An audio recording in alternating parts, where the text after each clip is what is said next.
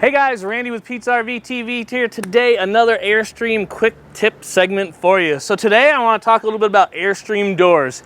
Probably one of the coolest doors in the RV industry, and the reason for that is it kind of emulates a airplane door.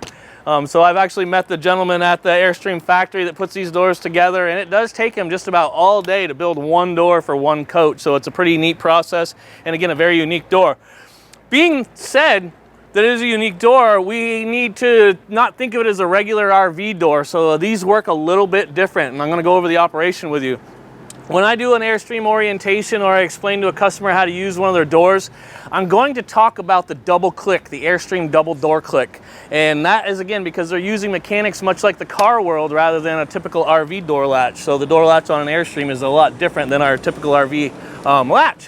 When I talk about the double click, what I like to do is I'm going to give an Airstream one click, and I don't know if Carla you could hear that over my mic, but then I'm going to do the second click. I'm taking the palm of my hand, I'm putting it right here on this plate or in the door latch area.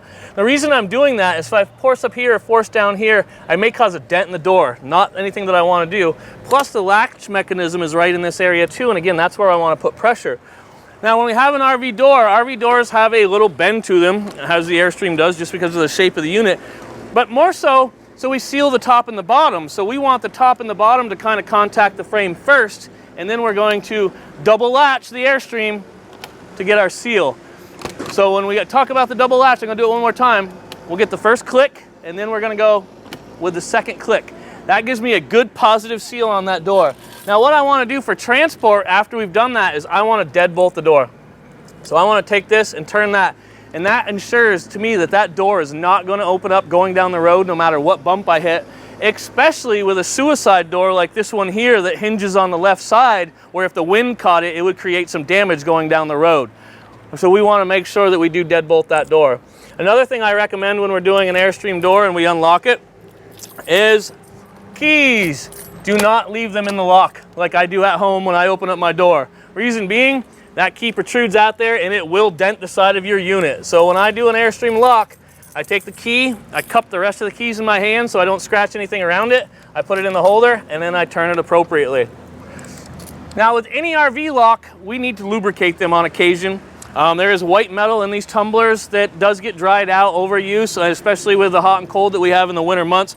So what I like to do is I'm going to take a little silicone spray. I'm going to take my key, I'm going to move the dust flap out of the way.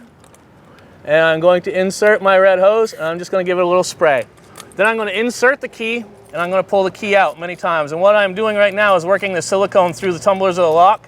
Now I'm going to turn it both ways and make sure that we do have a good lock that is working a lot easier for us. So you will need to lubricate your lock no matter what type of RV that you have on occasion. And again, the recommendation for that is the silicone spray. So remember the double click on the Airstream. One click is latched. Two click is secured and sealed.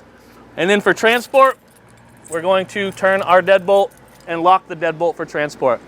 If your lock feels a little dry or your key's going in the lock a little bit hard, let's put a little silicone spray in there. Again, by moving the dust cover with our key, just a little shot, wipe clean, and go ahead and pull the key in and out of the tumblers a few times and then turn the lock again to work that silicone in. So thanks for watching Pete's RV TV with Randy today. I hope this helps you out on the road. I look forward to seeing you out there on the road, and happy camping.